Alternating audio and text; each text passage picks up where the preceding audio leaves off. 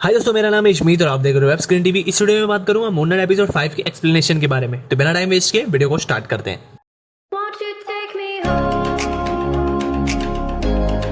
Give me with your fire. तो जैसा कि हम लोग ने एपिसोड 4 के एंड में देखा था कि मार्क और स्टीवन दोनों के दोनों हैथोर और गॉडेस के सामने आके बहुत जोर से चिल्लाते हैं और अचानक सीन चेंज होता है मेंटल असाइलम में, जहाँ पे मार्क बैठा होता है डॉक्टर हैरो के पास में। और यहाँ पे मार्क के माथे पे अभी थोड़ी सी चोट भी आई हुई है और वहाँ पे सेम जो है डॉक्टर हैरो मार्क को बता रहा होता है कि तुम्हारी कंडीशन खराब है और तुम एक मेंटल इल्यूजन में जी रहे हो, जहाँ पे सपना और रियलिटी के बारे में तुम फर्क नहीं कर पा रहे हो। वो सुन के मार्क उठ के जैसे ही हथियार मारने आते हैं वहाँ पे आ जाते हैं हैरो के। वहाँ पे नेक्स्ट सीन में हम लोग को देखने मिलता है कि मार्क और स्टीवन दोनों की दोनों आ गए हैथोर गॉडेस के सामने। तो वहाँ पे हैथोर गॉडेस उन लोगों को बताती है कि मार्क और स्टीवन दोनों की तरह मर चुके हैं और अब हम लोग पहुंच चुके हैं आफ्टर लाइफ में, जो कि बिल्कुल एक मेंटल असाइलम की तरह दिख रही है, क्योंकि जो लोग रियल लाइफ में इमेजिन करेंगे वही चीज़ उनको आफ्टर एंड में दिखेगी।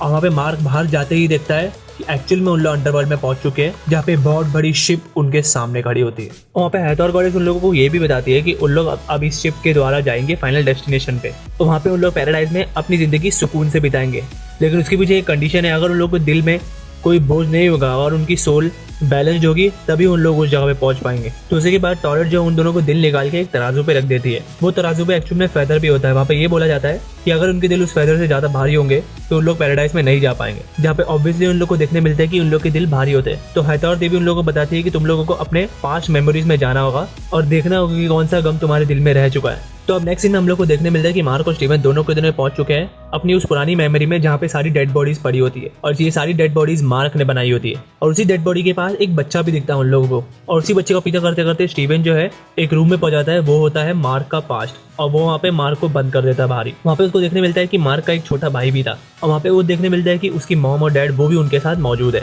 और वहाँ पे अब उन दोनों जाते हैं केव के अंदर, जहाँ पे बारिश गिरते गिरते वो केव जो है वो वहाँ पे भर जाता है और उस जगह पे पानी भरने की वजह से मार्क फैक्टर का छोटा भाई वहीं पे मर जाता है। और नेक्स्ट सीन में हम लोग देखते हैं कि स्टीवन पहुंचता उस मेमोरी में जहाँ पे उसकी मम्मी जो रो रही होती है मार्क के छोटे भाई को खोने की वजह से, और उसकी मौत का पूरा जिम्मेदार वो मार्क को मानती है। और वो मार्क के आते ही सारे इल्जाम मार्क पे डाल रही होती है, तो मार्क डर के जो है अपने रूम में चला जाता है। और अब नेक्स्ट सीन में हम लोग को देखने मिलता है कि मार्क का एक बर्थडे आता है, जहाँ पर मार्क की मदर जो है वो बहुत ज़्यादा ड्रिंक कर चुकी होती है और अभी भी वो उसके छोटे भाई को नहीं बोल रही होती है, और अभी वो सारा का सारा इल्ज़ाम जो है वो मार्क पे डाल रही होती है। और वो उस पर ये इल्ज़ाम डाल रही होती है कि मार्क जो है वो अपने छोटे भाई से जलता था, इसलिए उसने अपने छोटे भाई को मार दिया। बट लेकिन स्टीवन जैसे ही आगे की मेमोरी देखता है उसी के बाद मार्क जो है वहाँ पे स्टीवन को रोक देता है आगे बढ़ने से।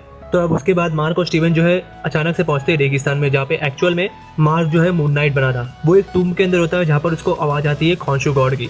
मार्क अपने आप को जान से मारने ही वाला होता है कि वहाँ पे खॉन्शु गॉड उसको रोक लेता है और वो उसको एक न्योता देता है उसके साथ काम करने का, जहाँ पर वो उसको बहुत सारी पावर देगा और वो उन लोगों को मारेगा जो लोग इस दुनिया में रहने के लायक नहीं है, और वो खॉन्शु गॉड के साथ मिलकर जस्टिस करेगा दूसरे लोगों का। और वहीं पे जो है खॉन्शु गॉड उसको सारी पावर दे देता है और इस जगह पे हम लोग को देखने मिलता है मून नाइट का जन्म। और अब नेक्स्ट सीन में हम लोग को देखने मिलता है कि मार्क और स्टीवन दोनों के दोनों पहुंचते हैं टॉयलेट गॉड के पास, और वहाँ पे टॉयलेट गॉड उन लोग को बताती है कि रियल वर्ल्ड में कुछ गड़बड़ चल रही है, क्योंकि सारी की सारी सोल्स को उनके जजमेंट डे के पहले ही मारा जा रहा है। तो यहाँ पे हम लोग को सीधा इंडिकेशन मिलता है कि एमिट देवी को जो है वो जगा दिया गया है डॉक्टर हैरो ने, और अब वो ही जो है उनका इंसाफ करे उनकी मौत से पहले। तो अब किसी तरीके से मार्क और स्टीवन जो है वो टॉयलेट गॉड को मनाती है उन लोगों को वापस से रियल लाइफ में भेजने के लिए, जिस वजह से उन लोग जो है ये सब चीज़ रोक सकते हैं। जिसके बाद पे टॉयलेट गॉड जो उनकी बात मान लेती है। और नेक्स्ट सीन में हम लोग को देखने मिलता है कि मार्क और स्टीवन एक दूसरे से लड़ रहे और अचानक से सीन चेंज होकर मार्क वापस से उसी मेंटल असाइलम में पहुंच चुका है अपने आप को पीटते हुए डॉक्टर हैरो के सामने। तो वहाँ पे डॉक्टर हैरो जो है वो मार्क को एक सजेशन देता है कि मार्क जो है अपनी सबसे खराब मेमोरी स्टीवन को बता सके, इसी वजह से मार्क जो है स्टीवन से अपना पीछा छुड़ा पाएगा और वो दोनों एक दूसरे से अलग हो पाएंगे। और नेक्स्ट सीन में हम लोग को देखने मिलता है कि मार्क जो है वो स्टीवन को लेके आता है अपनी बचपन की उसी मेमोरी में, जहाँ पर उसके बर्थडे के दिन मॉम उसको अक्यूज कर रही थी, और वहाँ पर मार्क जो है बहुत ज़्यादा डरा हुआ है और बाहर दरवाजे पे उसकी मदर जो है बहुत जोर से ठोक रही है मार्क को बुलाते हुए। और उसी वक्त मार्क जो है इतना ज़्यादा मेंटली ट्रॉमेटाइज हो जाता है कि वहाँ पे वो जन्म देता है स्टीवन के कैरेक्टर को, जिसको मार्क के बारे में कुछ पता ही नहीं होता है। और ये स्टीवन वो कैरेक्टर होता है जिसको अपनी माँ से बिल्कुल भी नफरत नहीं होती है। और उसी के बाद नेक्स्ट सीन में हम लोग को देखने मिलता है कि मार्क जो है वापस से उसी मेंटल असाइलम में पहुंच चुका है, और अब यहाँ पे मार्क नहीं, यहाँ पे स्टीवन जगह है। और डॉक्टर हैरो स्टीवन को ये बता रहा है कि तुम जिस मदर से बात करते थे वो एक्चुअली जिंदा नहीं है, वो मर चुकी है। और वहीं पे हम लोग को सीन चेंज होते हुए दिखता है वापस से उन मेमोरीज में, जहाँ पर मार्क जो अपनी मदर को आखिरी श्रद्धांजलि देने आता है, बट लेकिन वो वहाँ पे जा नहीं पाता है, क्योंकि उसके दिमाग में ऑलरेडी बहुत सारा रिग्रेट होता है कि उसने अपने छोटे भाई को मारा है और उसकी माँ उसी वजह से आज तक उससे नफरत करती है। और ये मेमोरी मार्क जो है वो स्टीवन को बताता है और वहीं पे सीन चेंज होकर हम लोग को देखने मिलता है कि हैथोर गॉड जो है कि टॉयलेट गॉड जो है वो उन लोगों को बताती है कि सोल जो है तुम लोगों की अब बैलेंस हो चुकी है, अब कुछ भी गम नहीं बचा है तुम्हारी ज़िंदगी में। तो अब किसी तरीके से वहाँ पर जो अनबैलेंस सोल्स है वो सब उस शिप पे आने लग जाती है। बट लेकिन अचानक वहाँ पर ये होता है कि मार्क स्पेक्टर को एक डेड बॉडी नीचे लेके जाने वाली होती है, बट लेकिन स्टीवन जो है अपनी जान पे खेलकर उन डेड बॉडी के साथ नीचे गिर जाता है। और मार्क जो है काफ़ी ज़्यादा बुलाने के बाद भी स्टीवन जो है वो ऊपर नहीं आ पाता है और वहाँ पर स्टीवन जो है पत्थर में बदल जाता है। और उसी के बाद हम लोग देखते हैं कि मार्क जो है पहुँच चुका है फील्ड ऑफ रीड्स के पास, जो कि है पैराडाइज, और इस पैराडाइज में सिर्फ बैलेंस सोल्स ही आ सकती थी।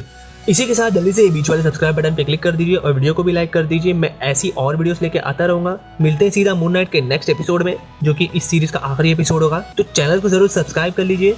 Till then take care, bye bye.